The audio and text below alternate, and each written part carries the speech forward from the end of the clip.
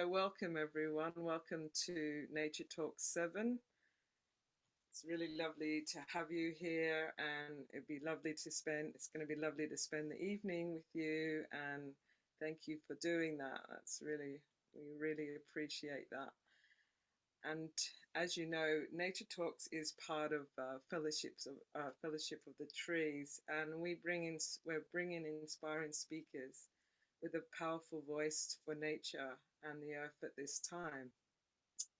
I'm one of the directors of Fellowship of the Trees. There's a couple of beautiful directors, and our company is a grassroots company. We started a couple of years ago, just before about 6 months, 7 months before the lockdowns, and which which also has, we've been on a bit of a roller coaster with that, because our intention, it's a grassroots non-for-profit company, and where our aim was to connect people back to the land and each other through various projects. And one of our main intentions in the few projects that we're running is aimed at reconnecting through ceremonial tree planting, collaborative tree nurseries, communities, and that we have a volunteer engagement space for next week with that. And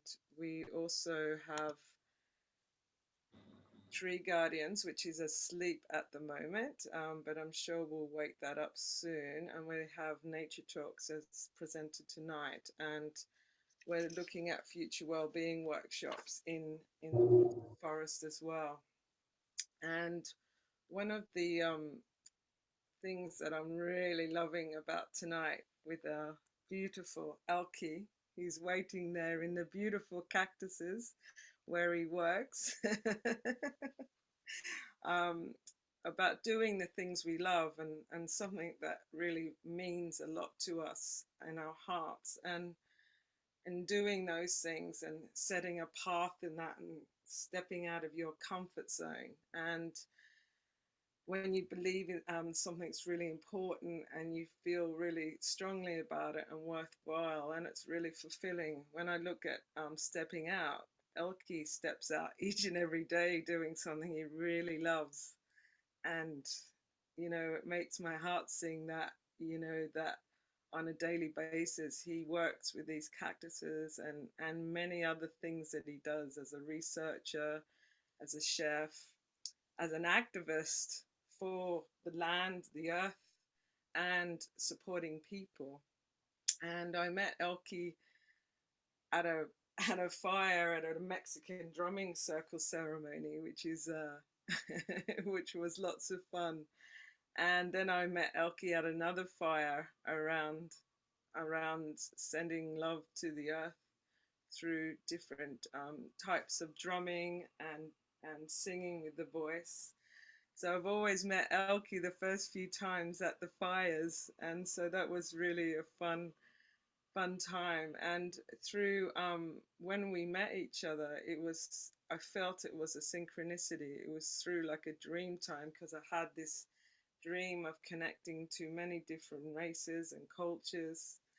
And then he started sharing what he does, and how much how he works in Wolf's Lane and what he does there with all the beautiful cactuses, and working with all the volunteers to support him, and him supporting them with sharing what he does, and what he does with his native lands as well, and working with the Mexican energy of his indigenous path, and also his cactus dreaming, and the many uses of cactuses, and the research that he does. And after he shared with me the possibilities of the healing with cactus of the land and the food that he creates with it, I was like really blown away, because I hadn't really thought about that before. And that was something that really struck a chord for me, and I really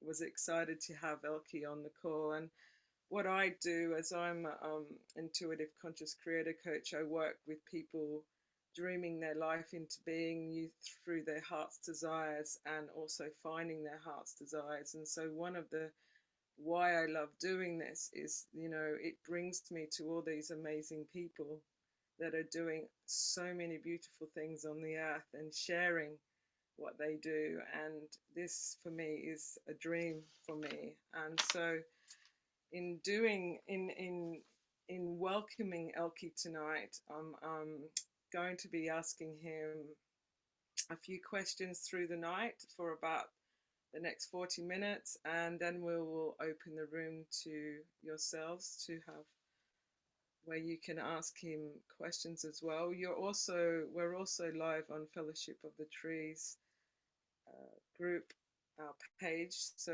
if anyone has questions there, you can put those questions in the message, and we will ask Elky those questions as well. So welcome, Elky. Thank you, Nancy. Thank you for having me and for the invitation. And thank you for all those sharing moments with the fire. And when the fire was not there, it was somebody to make the fire. That's you. In the middle of nowhere. Thank you. You're welcome. So it was a real pleasure to share all those times with you, and also tonight to share what you do with it all, with with the audience. And so I'm going to start the first question, and that is, what is the role of cacti culture in the Americas, in the Mexican culture, and in the rest of the world? So I just need to go back in time a few million years ago so we can understand the nature of these plants. Cacti are endemic from the American continent. Um, it all started somewhere in the highlands or somewhere between Argentina or Uruguay, somewhere over there, possibly 35 million years ago, when it was an ice age at the north, but right on the south it was not so icy, and a lot of volcanoes start going off at the same time for long periods of time. We're not talking about centuries; we're talking about thousands of years. So the plants that were at that time in the face of the earth and the animals, they suffer a lot and they disappear. And the ones that manage to survive, they have to survive through darkness, lack of water, really high temperatures or really low temperatures at the same time. So then another sheet of dust, hot dust from the volcanic eruptions, and so these plants start finding the way out to to to to to get sunlight, and then they had to shed the leaves. So because it's too expensive to have leaves in darkness in a hot environment and so on, and so they had to start growing to the sky without leaves. As you can see around me, there's series. We are quite representatives of those species that started this cactus family a long time ago. And then they start creating spines in order first to attract moisture that was coming and flowing in the air. Because there was not a farmer, there was no rain, a cloud to feed them. So they had to gather humidity at some point. So they had to expand at some way. So they couldn't have leaves. So they start creating spines, and then an entry to the plant, which is the arrows, which is the only way that is the exchange of air from the outside, or water in this case. So so yeah, the arrow, the series start appearing, and long formations, tall formations, and then once the um, conditions start easing and there was more sun available on Earth, or at least at this level, Then they start creating solar panels, which are the Opuntias, which are this one like paddle, like rackets. This one from Argentina, this one over here, which is like let's convert the sunlight into mass without use of water, because obviously it's coming from dry land. And then later on, the mamillary, mixes of shapes and sizes. So it all happened in Americas. So uh, people who, when the people appear on Earth, obviously they start using whatever's available, and our ancestors in the Americas or Nahuatl, um, then start using cacti because in many parts of America it's dry land, so there is no chance of having a tree because it's a different system. So they have to live from the land of dry, and cactus is they are water reservoirs. So that's where our culture, at least Mexican culture, is quite rooted into cactus. We hold the biggest biodiversity of cacti in the Americas, therefore in the world. Um, and the Puntias is just everywhere. Is we live with cacti, we eat cactus, we celebrate with cacti, we do everything with cacti in many places. So our culture, since the first people that start working on the land, they didn't grow cacti because it's everywhere, but they start mixing other seeds, to use the cacti as let's say as a lamppost, as a guide, to use other species, other seeds, to help them because it attracts nitrogen and it doesn't need water. But other species can grow around the cacti, and our ancestors knew about this, and they start doing mixed crops with cacti, although they didn't crop cacti. So cacti is a representation of life. If you see in the Mexican flag at some point, there is an eagle, and the eagle has one leg on the floor, one leg, or let's call it leg, having a serpent, and it's about to be eaten. But it's not eaten. It's a representation of the day and the night, the dream world, the wake up world, and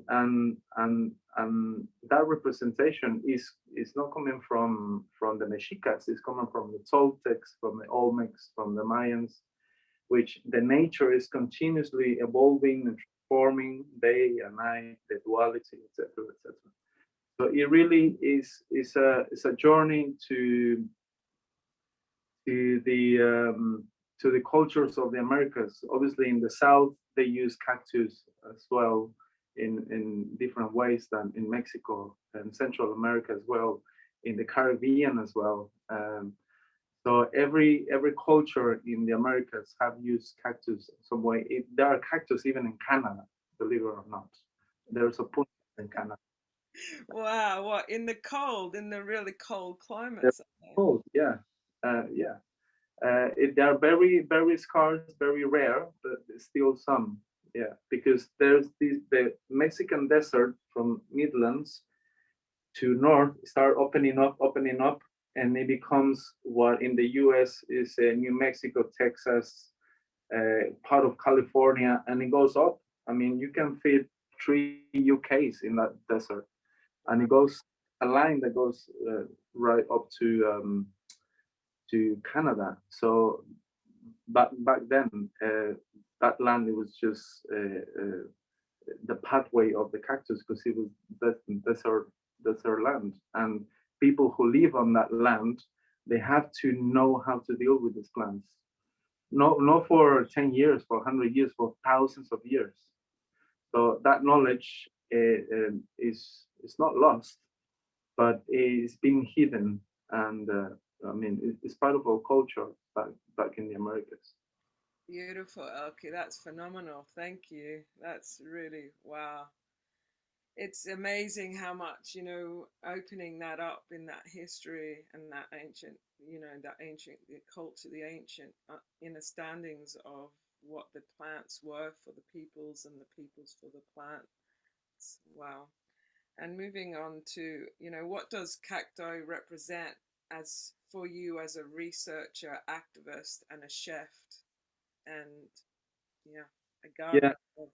Well, I we have this conversation before, and I just want to make clear because everywhere I go and I present myself a researcher or I grow cactus or whatever, people ask me, "Do you grow peyote or San Pedro?" And it is off. It's 90%, and I'm like, well, I could, yeah. I have everything around me that I could grow hallucinogenics, but it's not for me to do it.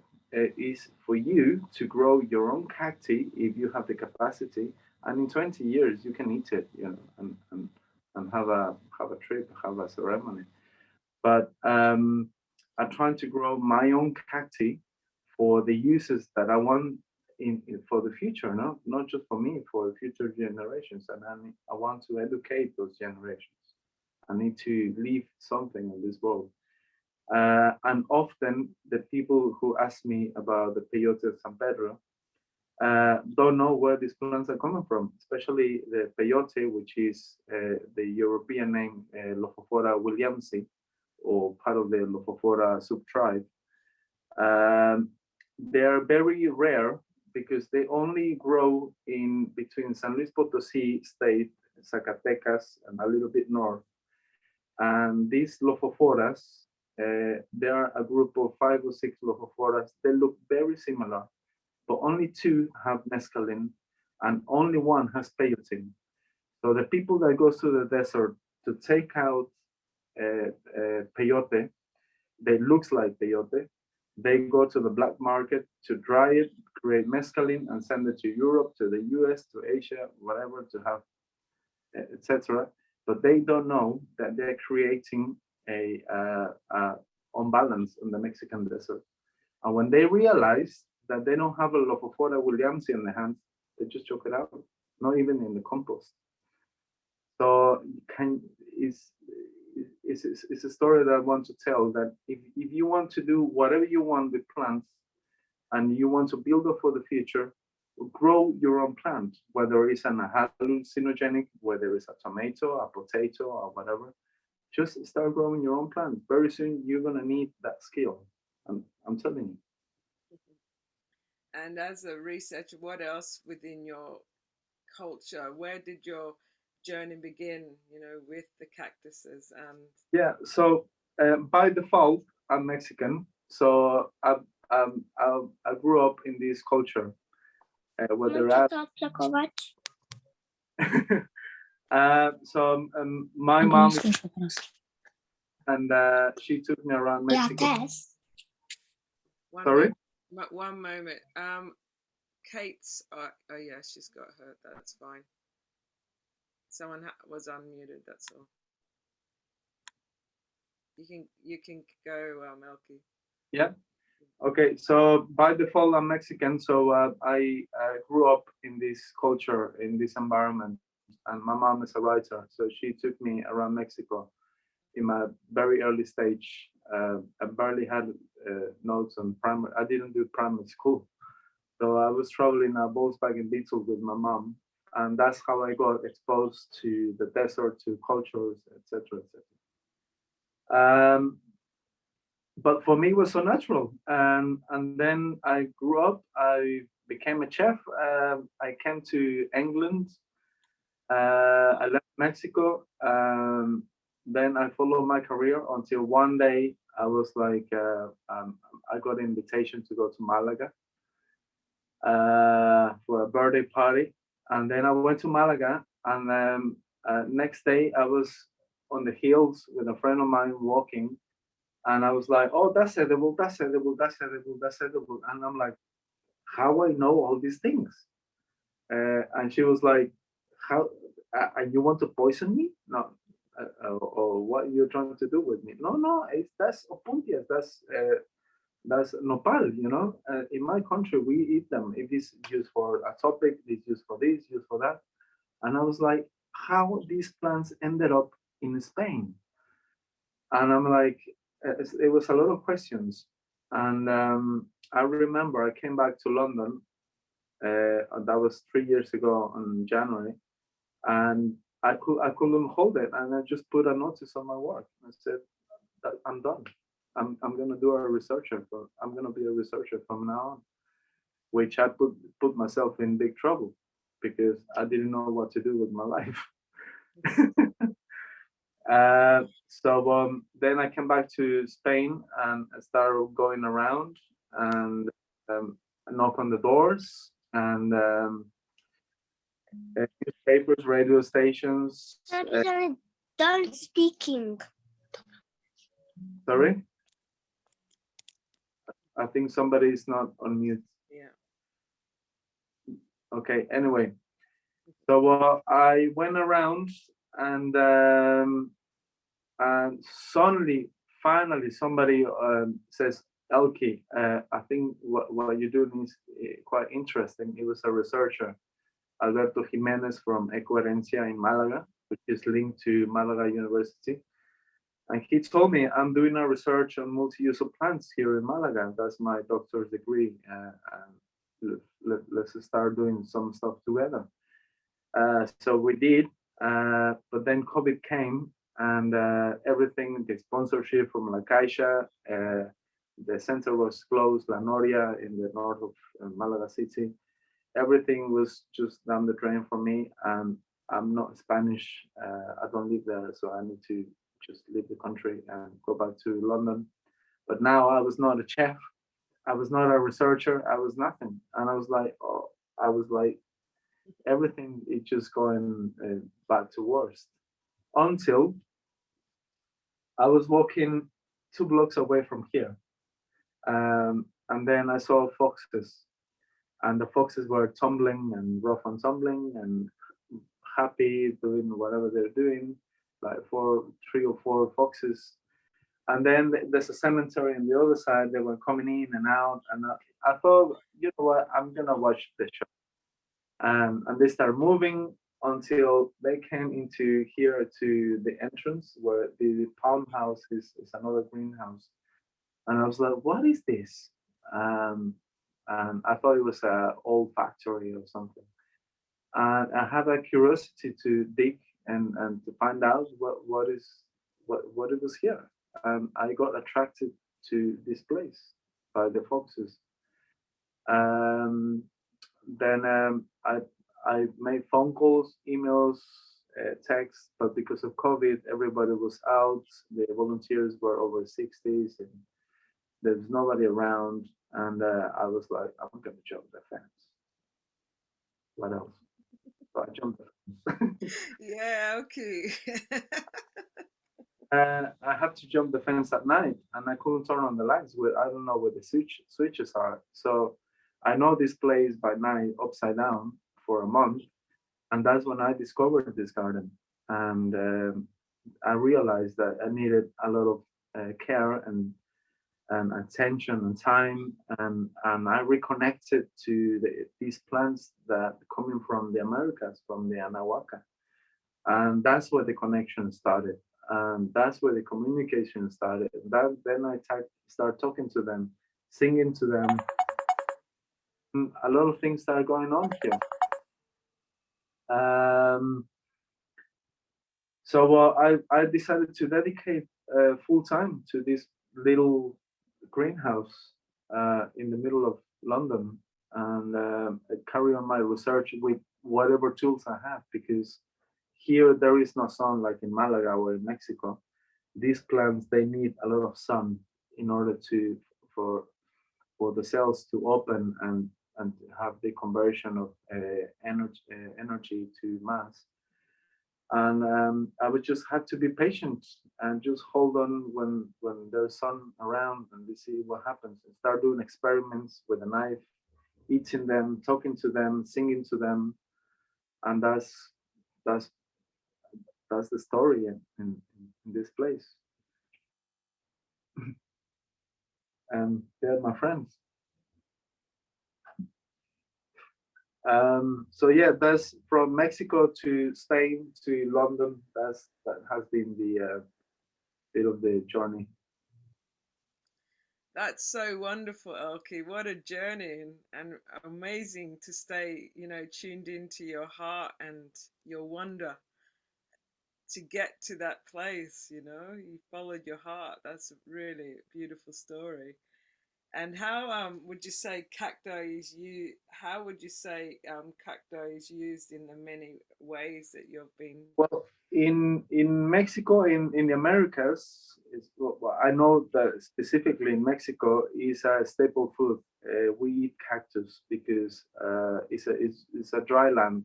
Many parts of Mexico are dry lands, and Mexico is quite vast. It's 2 million square kilometers, so it's four times England or the UK or something like that. So many parts is just desert or dry land. So people there, they live from the desert, and these plants are full of nutrients, full of water. So we Mexicans, we eat a lot of cactus. We call it nopali, which is, or nopal in Spanish, which is coming from the Nahuatl, ancient Nahuatl language, Nopalli, which is the Opuntias known in in uh, in the taxonomy name, in European name is Opuntia, like this one, that one, that one over there. So we eat them, but there's many uses. It can be used as a medicine. Topically, it can be used to regulate sugars in the body for those with type 2 diabetes, the spike of the insulin. The mucilage inside, it helps to regulate those sugars.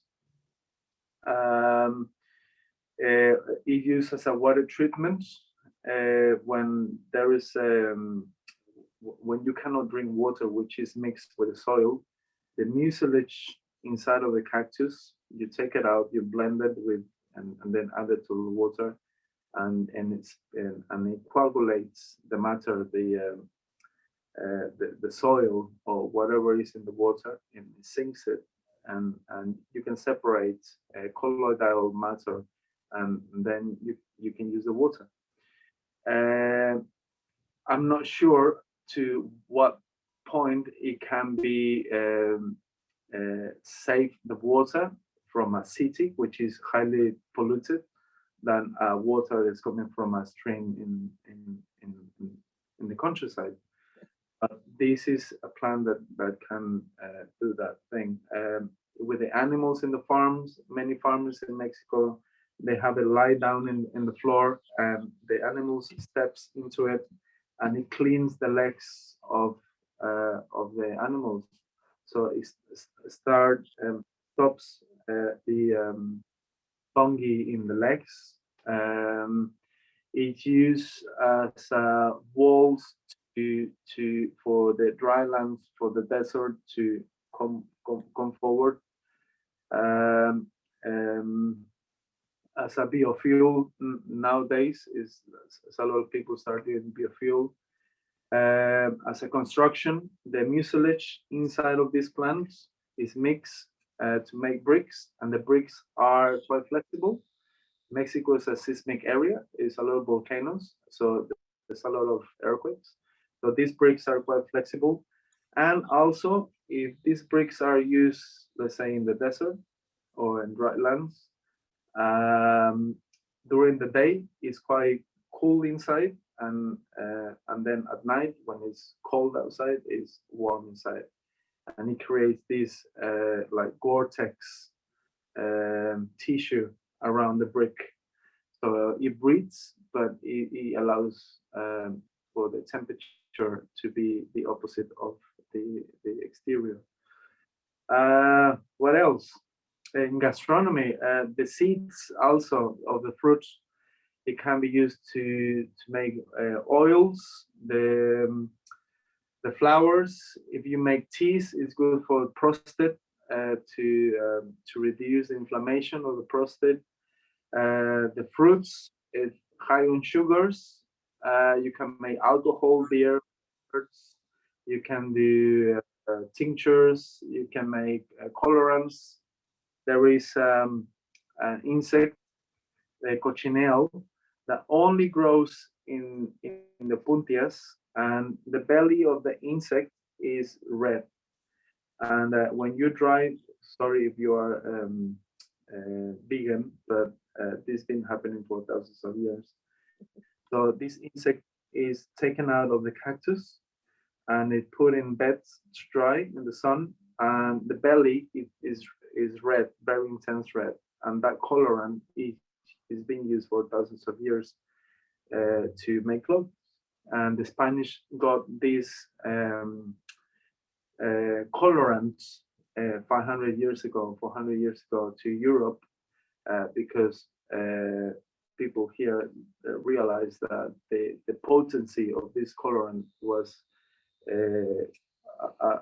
it was a lot better than any other coming from Asia or from any other part of the world. So at some point, the not the trade, the theft of the grana from the Americas, it was even more important than the crossing of gold and silver on the 16th, 19th century, until they start growing opuntias in the Canary Islands, in Morocco, in the Mediterranean. And that's why you might see opuntias in the Mediterranean. That's how I found them. Yeah, so there's many uses. I mean, every time I start digging and you look into new research or having contact with new researchers around the world, I'm just, I don't know what to say. I'm like, I didn't know that these plants have so many possibilities, right? That's beautiful. That's just mind-blowing, isn't it? That the cactus has so many possibilities. It's just absolutely phenomenal that it can be used and has been used for Has centuries. been used. Yeah. You And know, yeah, globalization, in a way, the very root of globalization before the Americas was included into the trade with Europe and Asia and Africa.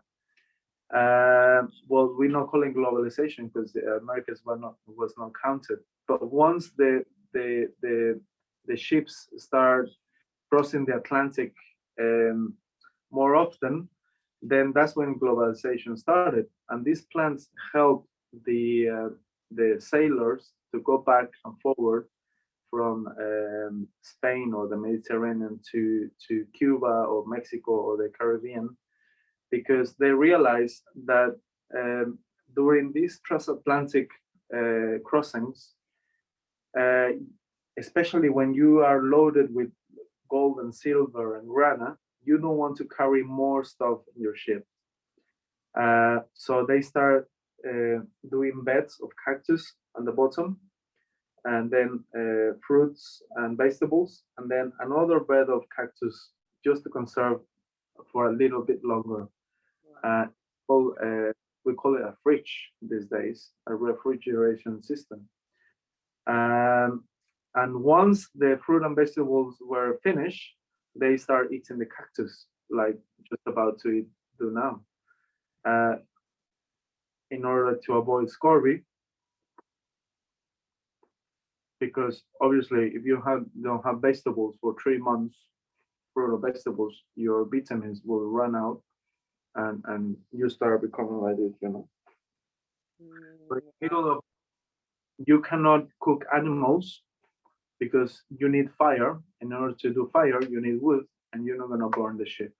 that you're being asked. Someone's Marguerite's asking you, what cactus are you eating now? I'm eating Opuntia Cactaceae. This is from Argentina in the highlands. Well, not highlands, but about 500 to 1,000 meters above sea level in the limits of Uruguay and Argentina. And this is just from there. But Lovely. back to the how the cactus cross the pond is they start using it this way just to survive in the middle of the ocean. And once these cactus arrived to the Mediterranean, the sailors knew that carrying cactus with them in the ships, they could last for longer. So they start going around Africa, then Asia. So the cactus start traveling mid 17th century to 18th century around the world. And the cactus start spreading around the world. But it was part of the colonization. It was the key element to colonize new cultures, new places, to Wow. stay longer in the ocean. Wonderful cacti. How amazing it is and how durable, huh? Well, Really yeah, amazing plant, now tree and plant. the Would you call broadcastation. would you call it a plant or a tree? Because some of them look like trees. I call it both. I mean, it's a plant, but in Mexico, I mean, I don't have cactuses here that are so old, but there were, you can see maybe this one, this series here is quite white, quite dry. So is there is a crust. So that's a lot of years. So this is a tree. This friend of mine might be possibly, I don't know, 30 years old at least.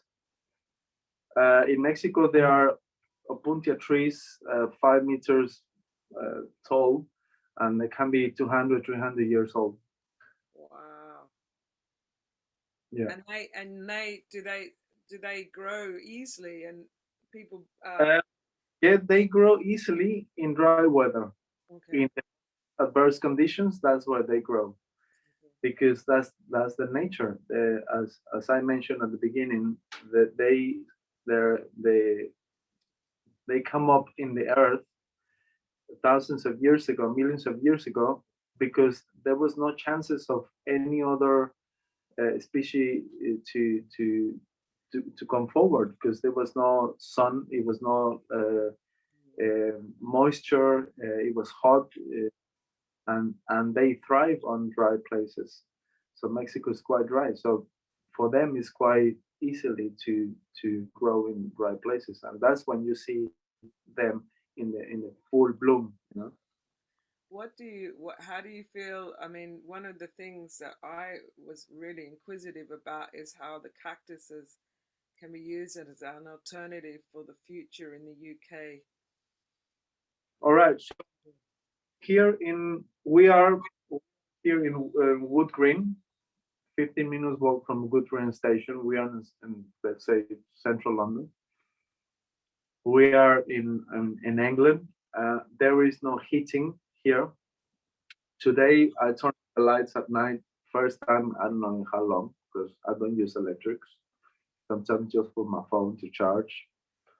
But I use candles. So um, I don't use electrics here. So this greenhouse, this glass house is not heated. So these cactus they live here, like in England, and they're not just surviving; they are thriving. They are growing. They are giving fruits. There's a nursery over there at the back. Um, it's not the same rate of growth as in dry land, but um, clearly they're happy and they're growing. So that means we have a crop because it's edible. So imagine in the future, 5, 10, 15, 20 years in the future, when the water will be more scarce because of climate change, the soil will not grab the moisture as it was 30 years ago. Then the whole system of agronomy, of growing sustainability is going to have to change. It's going to have to evolve in a different way, like these plants did millions of years ago. Now we have going to have to go through that process, the humans as well, and we have to learn from nature that they did it constantly through millennia, over and over and over again. Otherwise, we're just gonna make it. Like the many plants that didn't make it when these these plants managed to survive. No? They had to get rid of leaves. We as human race, we're gonna have to get rid of many things if we want to go forward. Mm, beautiful. Okay. And And that's the thing in Nordic or North countries where there's apparently is not dry land, but soon it will be dry, really dry spells. You can see it now. It's not raining every day, and when it rains, it chokes and it drains everything to the sea, and all the nutrients and the topsoil that drain away. So the crops we're gonna have to change. We're gonna have to bring crops that are more resilient to survive. and what would you say, like, to why could cactuses be an alternative for the northern countries? You just said because of the weather It, changes, and what else, like for food? anyway, not just to eat the cactus, but it can help other plants when it gets dry. So some of the experiments done in over there in Malaga University in La Noria is that we were using cactus underneath the um, the lines where the tomatoes were put in. So in some lines there was no cactus, and some other it was cactus underneath the seeds. So when the plants start going up, the irrigation stopped in one with the cactus, and the other one keep on doing the irrigation. And at some point, the two plants were kind of similar, but one with no irrigation and the other one with irrigation.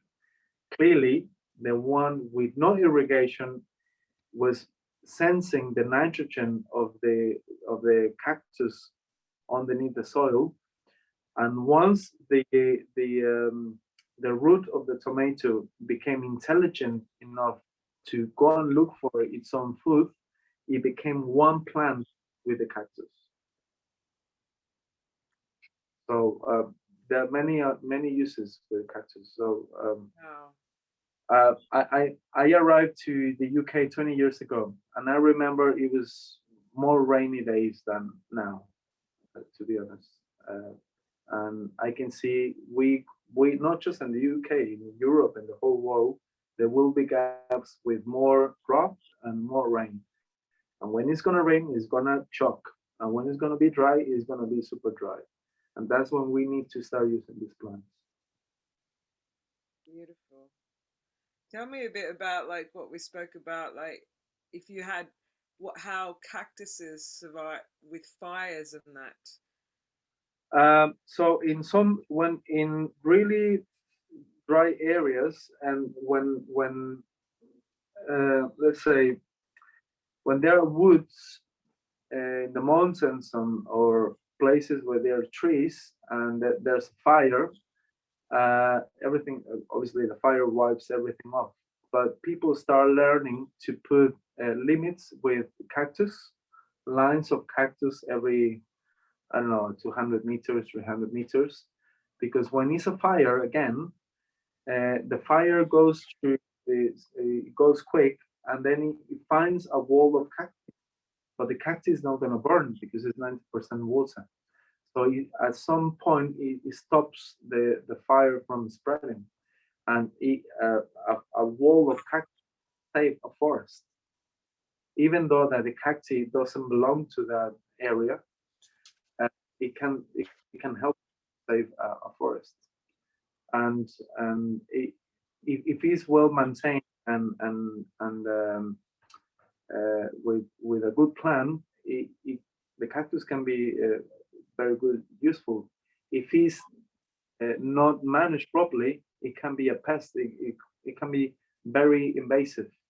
So you need to be careful as well.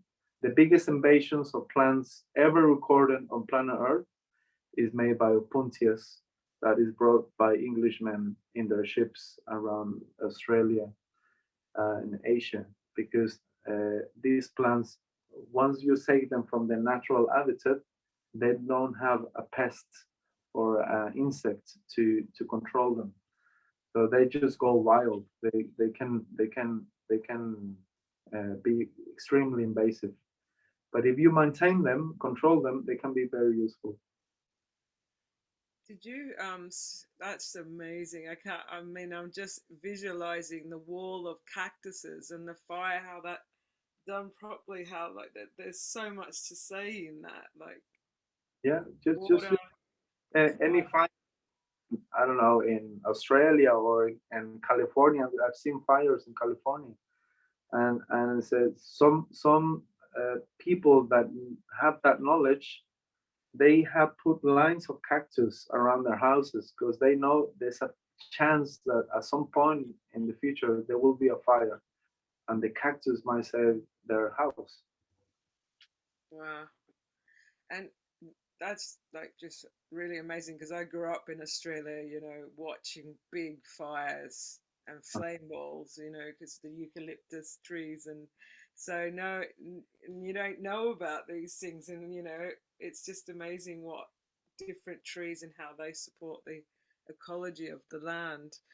What I wanted to ask about as well is the cactus tree. You were speaking into the cactus growing as a over the land that also can support other trees and other crops. Did you speak into that? Yeah.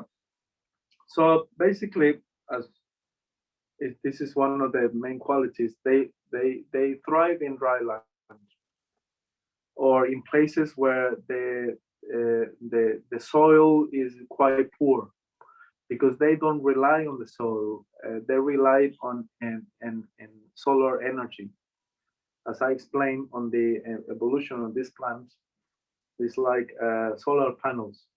So the conversion of sun to mass is the highest rate conversion in any other plant in the world ever recorded.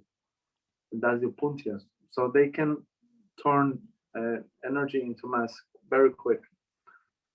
So in dry land, they don't need the soil to be moisture. They don't need no moisture in the soil.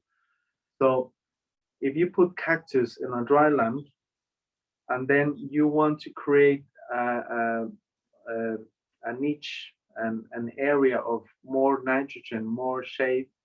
So you start with cactus, and then you start forming you start planting other species of different plants around the cactus, because it will shelter other plants.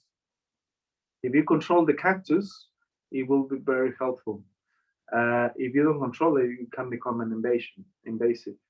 But clearly, it can create an atmosphere for other species of plants to grow, and obviously, it will attract small mammals and birds. And when they come in, they will poop, and that poop will create nutrients, and you have the life cycle again, out from nowhere, in desert, in dry land.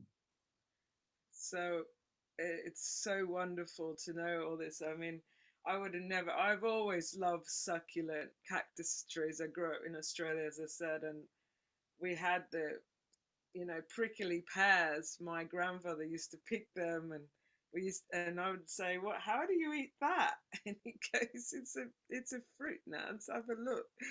And we would eat it, and it became my favorite fruit. And which cactus is that? That the prickly pear? So the main family, the main genera are the Opuntias, the Mammillaria, the Sirius. Um, um, so those are the most known shapes, which are, if you put cactus in the web, any of these three shapes gonna appear. There's about thousands of species, but mainly these three, from these three branches. One is the pads, which is the Opuntias, the ones that look like serious elongations, and the balls, like maybe you can see it, but it's like a ball full of spines around. And from there, many shapes. Um,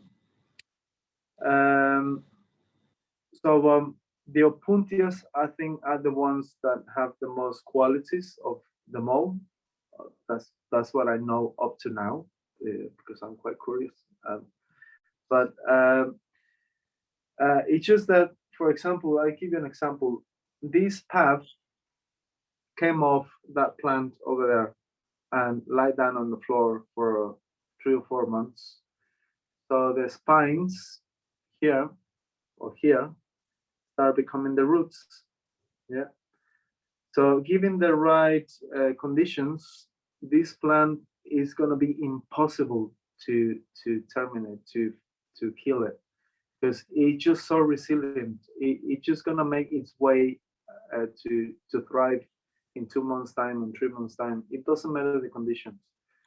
I had one of these since August, no food, no water, nothing, and still alive, and is coming up after 9 months. So you can see how resilient they are. Uh, I mean, it's what can I say? And in Australia, the Opuntias were brought by the British, um, by the British colony, because these sailors got these Opuntias from the Mediterranean, from the Spanish. And they realized that these Opuntias were quite handy on the sea. And once you get into dry land, you can grow them very quick, and you can give basically you have water. So if you don't have a stream or a lake, you just eat them and you are hydrated straight away. Amazing.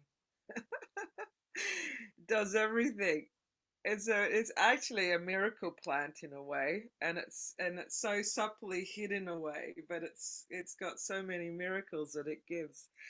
I think we can open the room up, and we've got a few questions on the messages, but if anyone would like to open the ask Elky directly, we'd love that, and he would love that as well.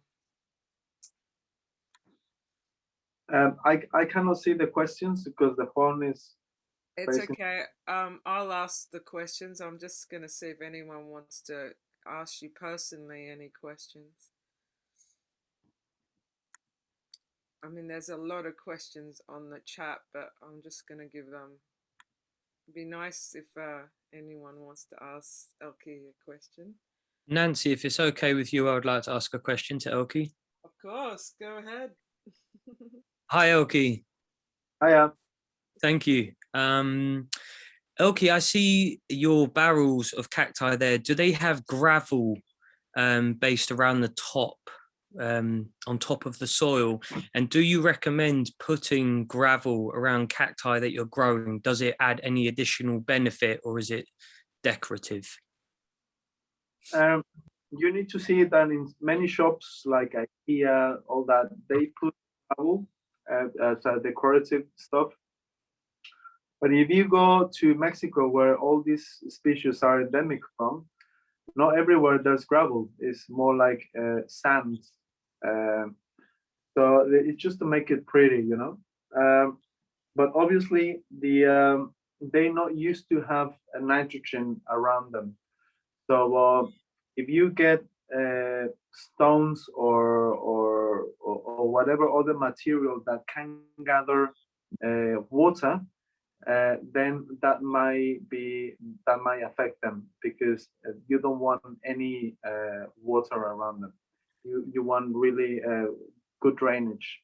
And if you have it in a pot, make sure you have ceramic pot so the pot can breathe, because the plastic will gather the nitrogen inside, and that might kill the root or drown the roots, and you don't want that. And if I'm growing cacti on a windowsill indoors, is it preferable to feed the cacti from the bottom?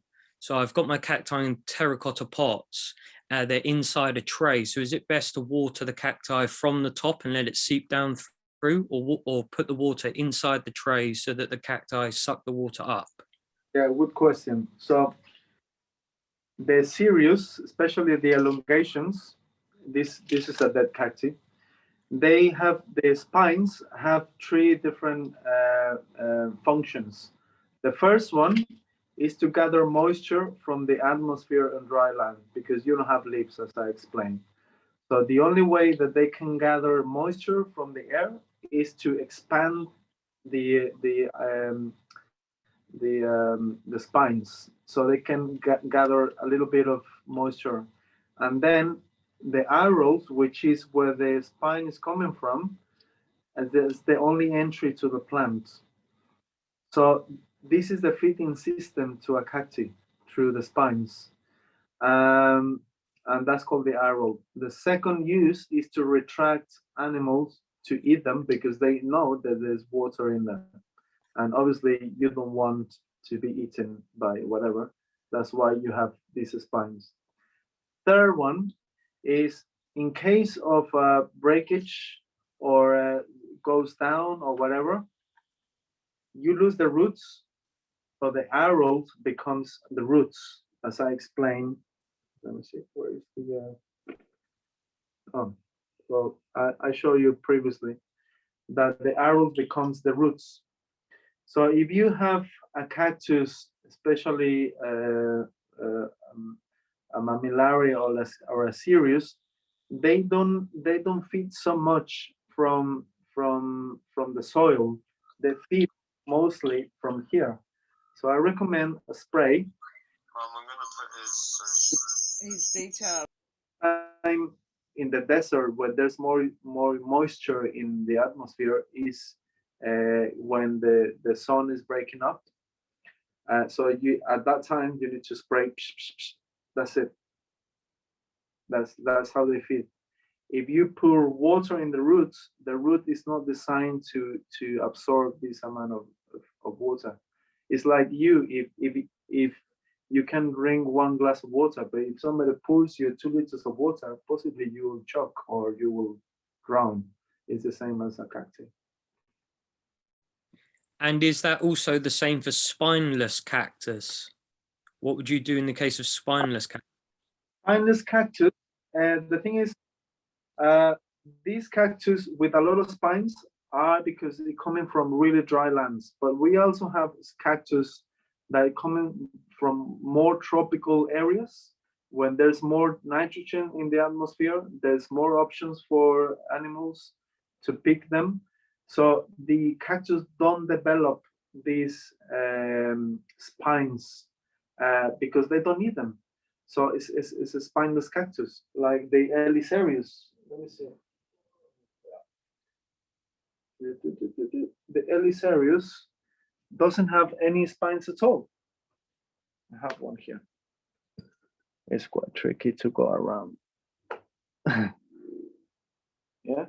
So see, there is no spikes, because in their natural habitat, there's enough water around, and nobody fights for the water. So and so that's the reason why. So these kind of cactus, they need more water than the ones with spikes. And would you feed those from the bottom or from the top? From the bottom, yes. Yeah. Also with a moisturizer or with a spray bottle. You just need to think where this plant is coming from and what's the natural habitat where they come from. And then you need to feed them as they will feed, as they're designed to be fed. Thank you so much. Can I ask one more question? Yeah. You spoke about cacti used for intercropping with other vegetables. So the cactus would irrigate and feed nitrogen into the tomato plants, for instance. Are there any particular species that you recommend for us in the UK to intercrop between our vegetable and salad crops that would be beneficial to them? Yeah, well, this experiment was in Malaga, in La Noria. I don't think at this moment we need this action because there's still a lot of water. But in 10 years time, 15 years times, we need to come back to this conversation. But it's the Opuntias, the plant that you're looking for, the one with the looks like pads. Let me see. Yeah, move the camera a little bit. Like this one. Yeah. Because they are designed not to release any drop of water outside of their bodies. So they keep it. And if you cut them, they will not bleed the water. It will create a crust and they can go fall asleep for years. And so basically the cells, they close the cell and there's no exchange of nutrients between the outside of the cells or inside and inside to outside. And they can stay like that for very long periods of time. So if you bury this into the ground and then on top you put any crop, the crop will start sensing the nitrogen underneath, start going for it until it grabs it, and then the cactus and the plant, your crop, will become one plant. I don't know if that makes sense. Yes, fantastic information. Thank you so much. So the tomatoes will start sensing that the exit of the nitrogen is through the arrow, so they will go into the arrow, and it will become one with the arrow. And this is mainly for indoor growing, let's say in 10, 15 years' time. Maybe outdoor growing, who knows? Yeah.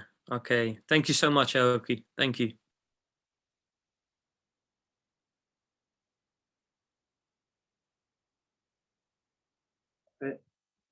Is there more questions? Anyone else want to ask Elky some questions? Yeah, Nora would like to. Yeah, go for it, Nora. Hi, Elky. I was just wondering, are Opuntias fast growing, and is it possible to graft them onto other cacti if they're not? Let me tell you a little bit of Opuntias. Half of the whole, let's call family general of the Opuntias is endemic from Mexico. The rest from the Americas. They are designed to gather a lot of sunlight. That's why they are like pads. They're like solar panels, and they transfer energy into mass very quick if there is sun. If there is no sun, they will not do, they just fall asleep. They can stay like that for long periods of time until there is sun, and they start growing very, very quick. From there, you can use them in I don't know, in many ways. I don't know what kind of stuff you want to grow or use it for, or what's your idea? I'd be interested in trying to grow it from seeds. So just wondering. Hey, okay. So if you let's go back to Mexico. So this grows in the wild. There are forests of these plants. So mammals, they go and pick the fruits, which are called tuna or prickly pear or chumbo in Spain, or there's many. So the animals grab them, they eat them, and poop them somewhere else. So when they poop them, the poop, it has the perfect atmosphere for a seed to grow. So they have moisture. It have is a dark environment. It has temperature, and it have all the nutrients. So if you want to grow from seed, you need to have this environment similar to a poop. You don't have to use poop, but you need to use that environment. But it takes a lot longer than if you normally I cut the leaves. Yeah. It's dry. I use ash in my gardening, and then I grow with the moon cycles. So let's say it's gonna be full moon in 2 days time. Full moon, I cut it, and I wait until new moon to lie down on the floor. But it's a lot quicker if you go from the path, because from the it will take. You need that environment. Yeah. Actually, that will work for any other fruit, not just for cactus.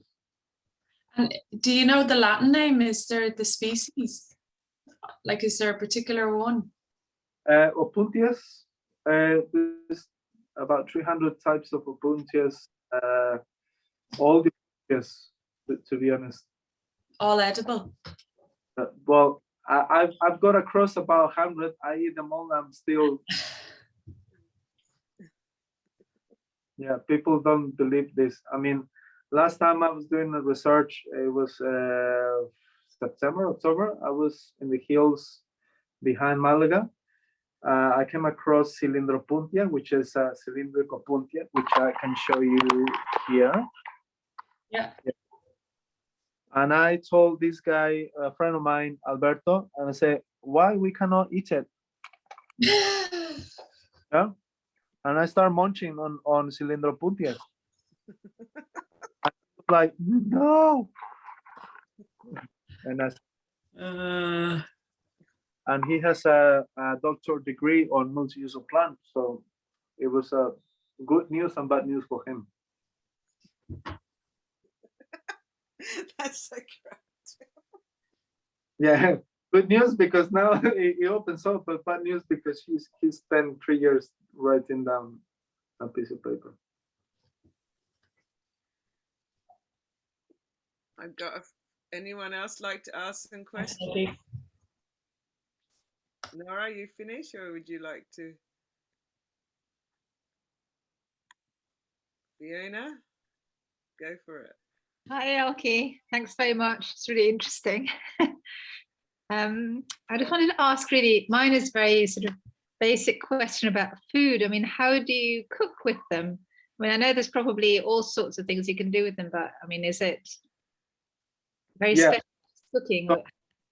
So in Mexico has the biggest biodiversity of cactus in the world, but we use mainly Opuntias, and from all the group of Opuntias, we use like 10 different species, which is used as a crop. In Mexico, we call it Nopal, from the ancient Nahuatl of Nopalli. And you can find them in the markets, in the street markets, in the supermarkets. You can find them, you can buy them online here in England. You can buy them everywhere in the world. It's a staple food for since humans been on that land. So yeah, Opuntias are the most used in gastronomy, and the fruit as well, and the seeds as well. Well, thanks. Yeah. So it's mostly, if I look for Mexican cookbook, you think I'll be able to find? Yeah, look into nopales or nopal. Okay, thank you. It's coming from the ancient, from the Nahuatl nopal, which denotes the padded cactus. Okay, thank you very much. Yes. Linda's putting her hand up. Thank you, Fiona. Hi guys, can you hear me okay? Yeah, go for it. Brilliant. I'm actually I'm really inspired by this talk that you're giving. It's making me more and more curious about my cactuses. So I just want to introduce you to one that I have, and hopefully you can see it and everyone else can. So this is I can't see it because my camera is not is facing all over there. But is that Asian or is like? Can you see me now, or not really? No, I'm just the. Oh, it's the. Is that the money plant? It's the Christmas cactus. Okay, sorry. I mean, it's absolutely huge. It's got branches on it. Like it's basically about that, but about 1,000 times bigger. Yeah. And it was donated to me because somebody didn't want it. Uh-huh. And I have like found a space for it in my tiny flat, which is doing, and it's very happy. And then I got a kitten, and she climbs all over it like a tree ever since she's been born, and she loves to munch it. So she's eaten a few branches of it, and I just find her in a corner just munching away at it, just really enjoying it. And I'm just wondering, is it? I know it's not poisonous for cats, so I checked that out. But I'm just wondering because it does this amazing array of flowers. Are the Yeah. flowers edible? Uh, And yes. is any other part of it edible? Yeah. Yeah, they look exact. Mine are a bit brighter pink than that, because they're a lovely kind of From the lighter pink. group of Elosarius. Elosarius are more, they don't have spines, as you realize. So they are more into tropical climates, because in tropical climate, there's a lot of nitrogen in the atmosphere. There are rivers, there are lakes, it rains. So the animals really don't have to go for cacti. They have many options. And so they don't have to create spines to retract animals. They don't need the spines to create roots in case one leaf falls, because there's more moisture in the environment. So that means they need a little bit more water than the cousins from the desert. But yeah, once the flower is out, they might come the fruit, and the fruit is edible. 100%. Oh, it's no. I've never seen mine make fruit. I've just seen the flowers. Yeah, well, it will be a fruit. It might be a tiny one. It's quite. It might be a strong flavor, but it's edible. I mean, at least I eat them. Right, so it's okay to eat them. So I'll give that a go. Do you I have know, to wait a whole year, but you heard, I'll give it a go. Say that again. have you heard about dragon fruit? Have you seen a dragon fruit? I eat dragon fruit quite often. I So, do. I like it. It's so very that's nice. part of your Elisarius. Oh, right. Yeah. Wow. Okay. Brilliant. Yeah. So yeah. So my cat, I should feed my cat some dragon fruit then. Oh, maybe, but without the seeds, because it might give your cat might stop. It might block the stomach, because Okay, sure. the cactus blocks the drainage. So be aware. Okay, But that's good to know. it's two ways. Brilliant. Thank you so much. No worries. I got thank you, Linda. I got Marguerite putting her hand up. Hi, Elky. Oh, yeah. Sorry, I just went to go speak and just like came out. Right.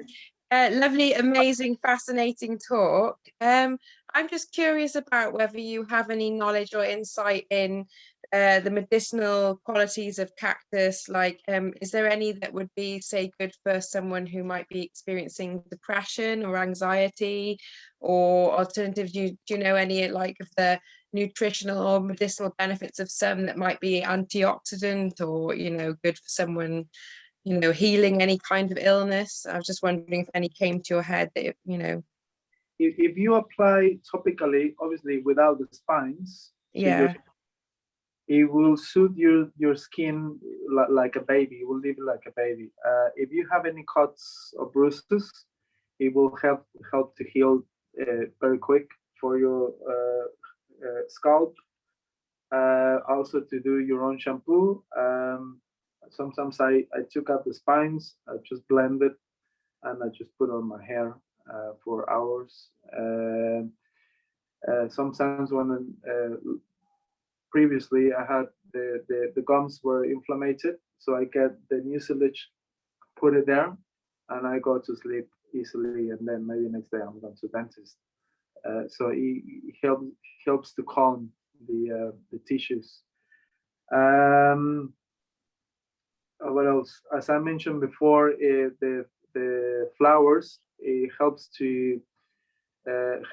with the inflammation of tissues, internal tissues, especially, I don't know why, but the prostate. So everything related down here, it might help to eat.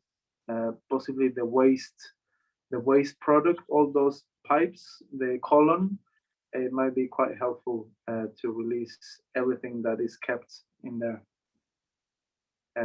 That's where all diseases starts, right? In colon or in the pipes of the urine.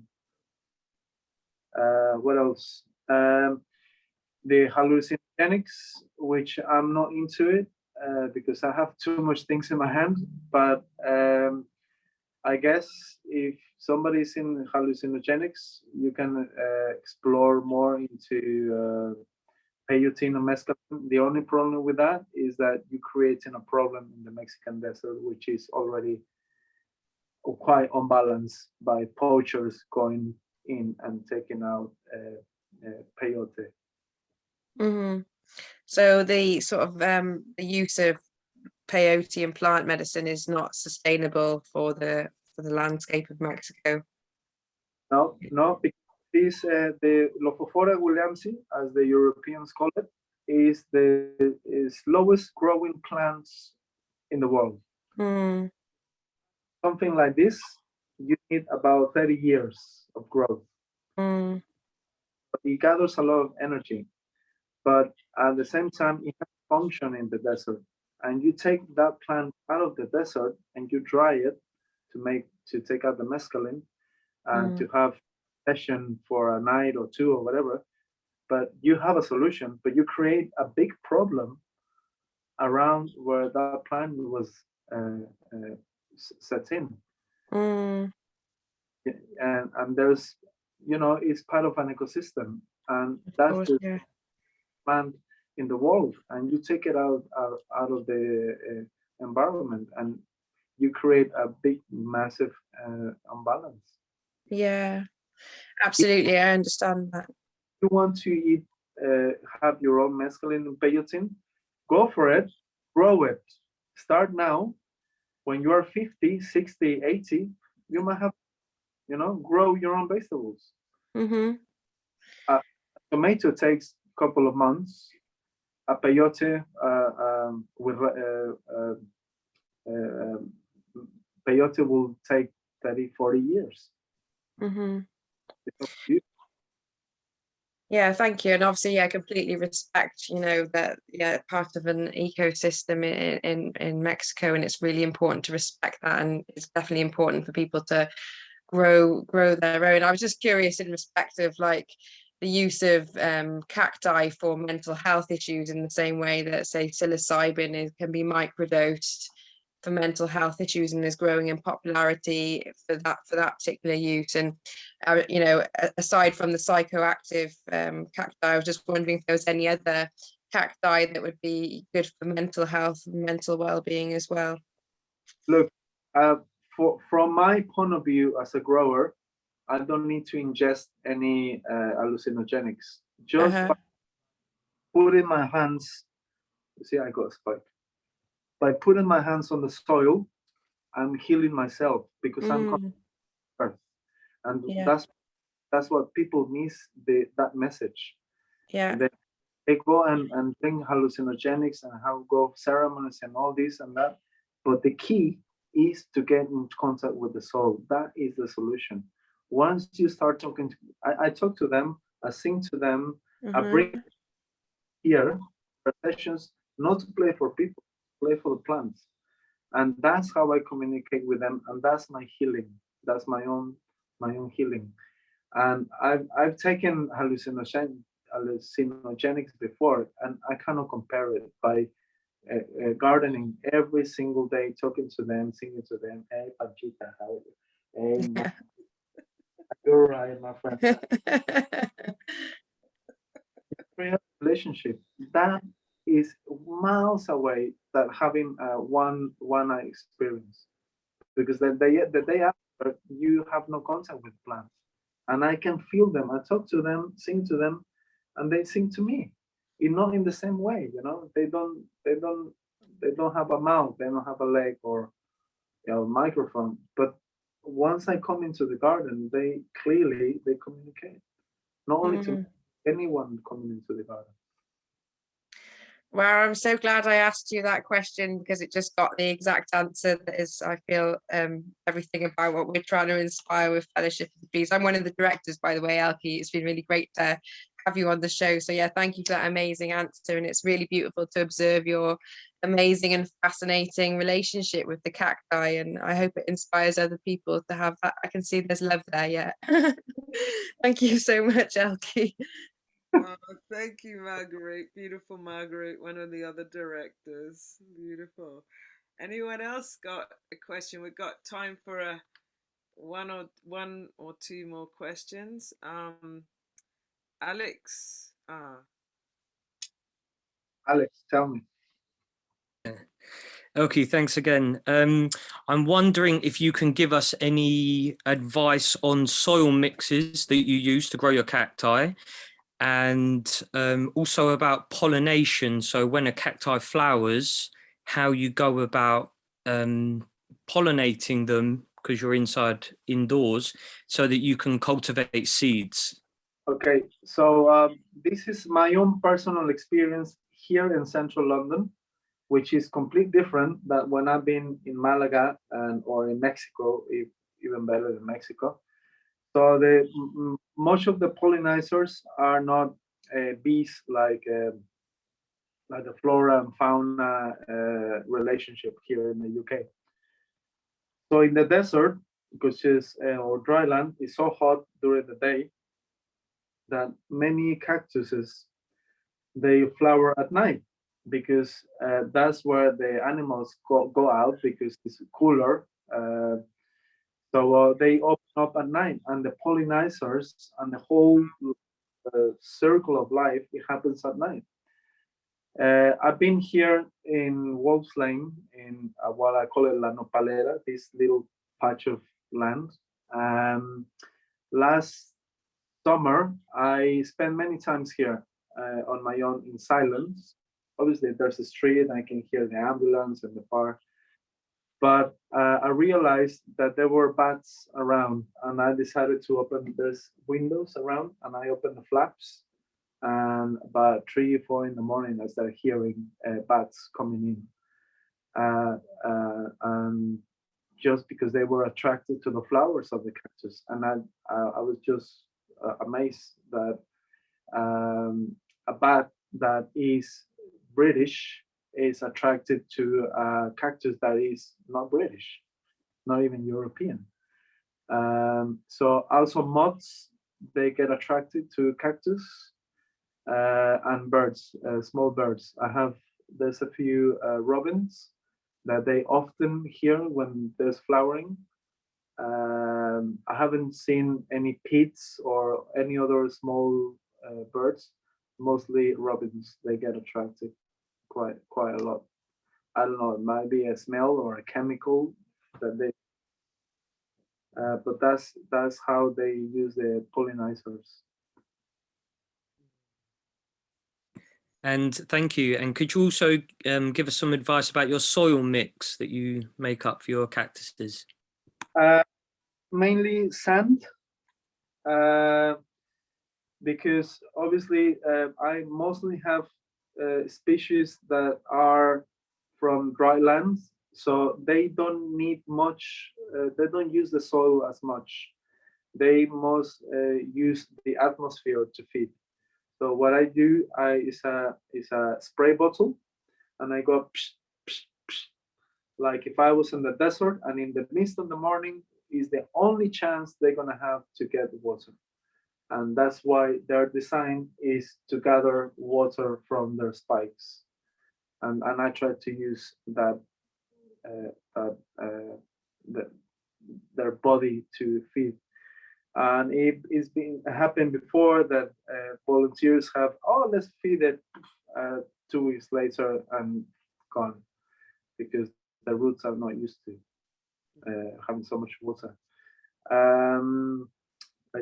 Spray bottle, more likely, or if it's a Helicerius, they're coming from tropical climate, obviously you need to pour water. And if you have day after day after day after day of really sun, like in the summer, they really want to transform energy into mass. So they will need more water. So that's when you can pour more. Beautiful. But forget it, no water. 3, 4, 5 months, no water. Forget it.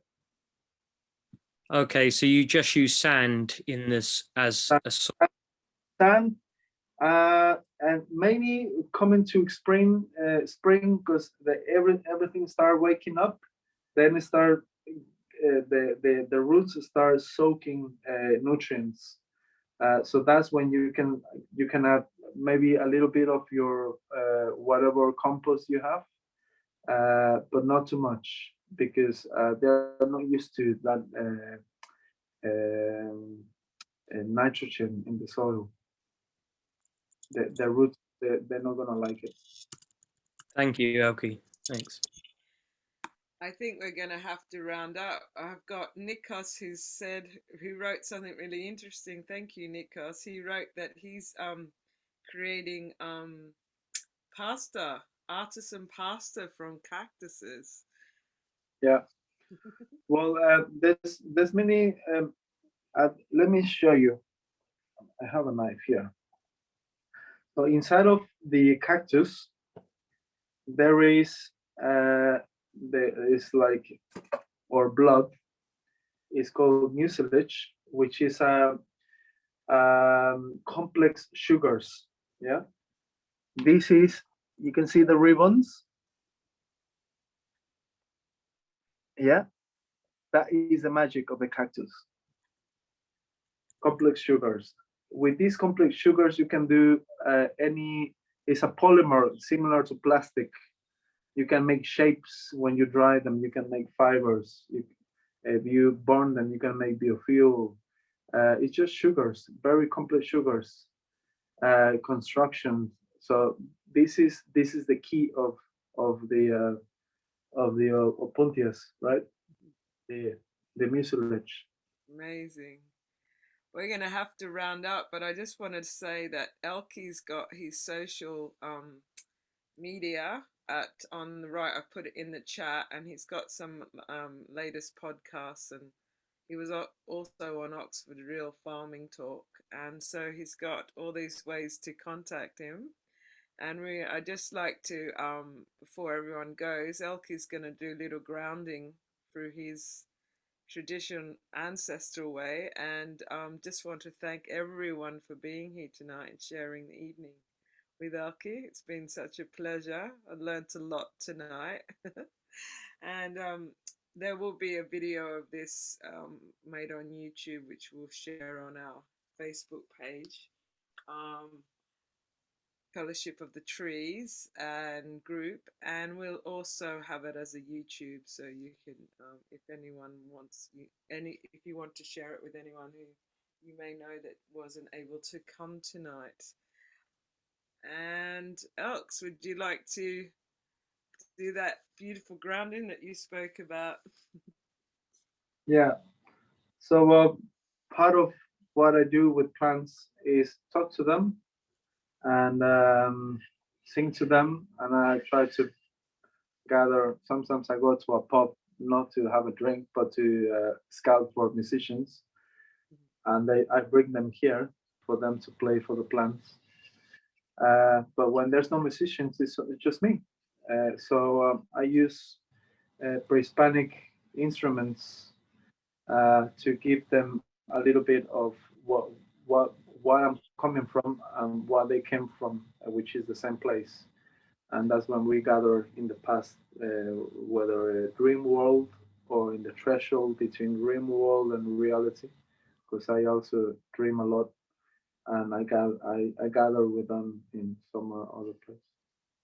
So I use these ocarinas from central Mexico, which has been the same design for thousands of years. So this is how I gather sometimes, and I have fun with them and I communicate.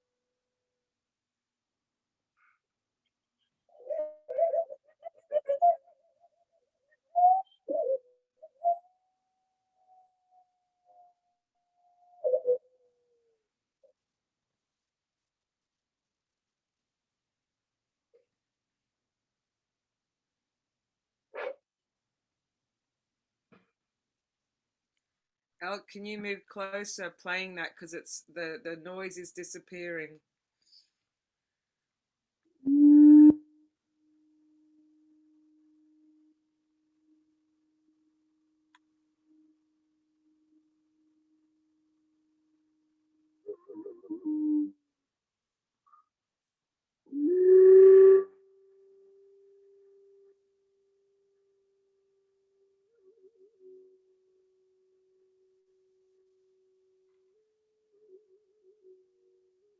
Mhm.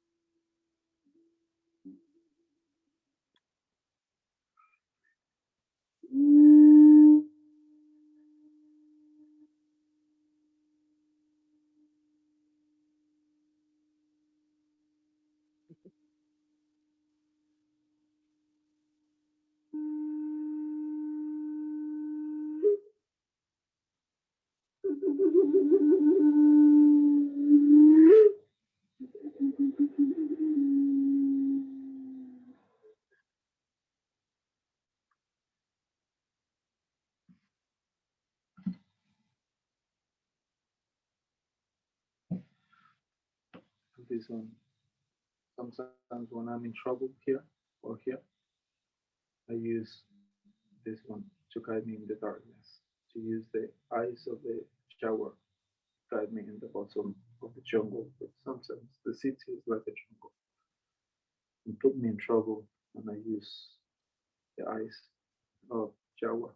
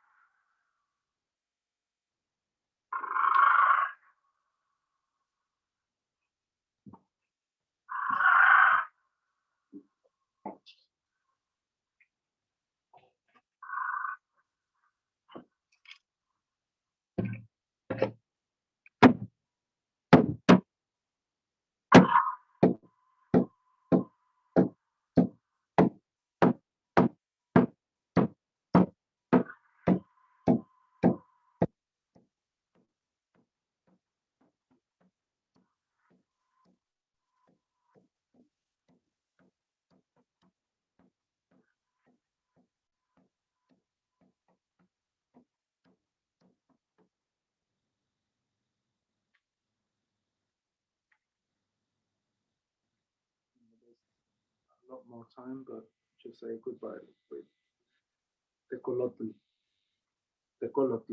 which is owl in English.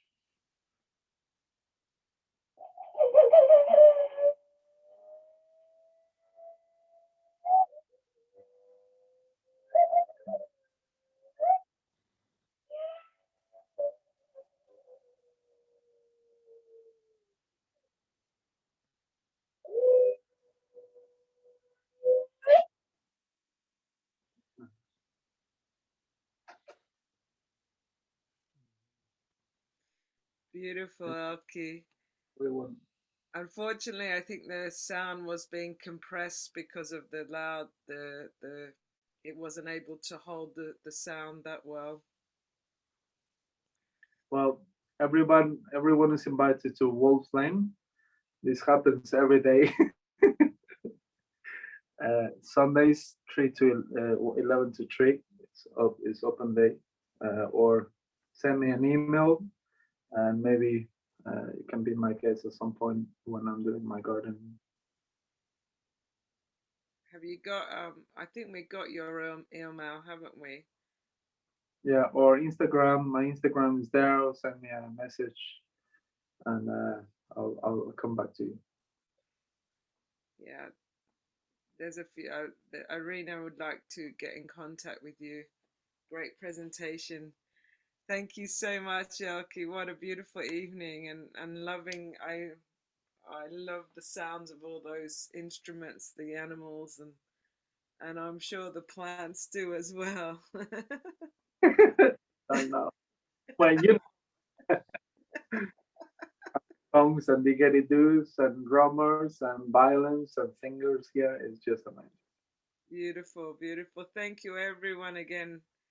Thank you on behalf of Fellowship of the Trees, and thank you, Elky. It's been an honor and a pleasure to have you share Love all your all passion of you. and love. Find solutions for the future yourselves. It's just here. It's in front of you. Beautiful. Just there. Bye bye. Ciao.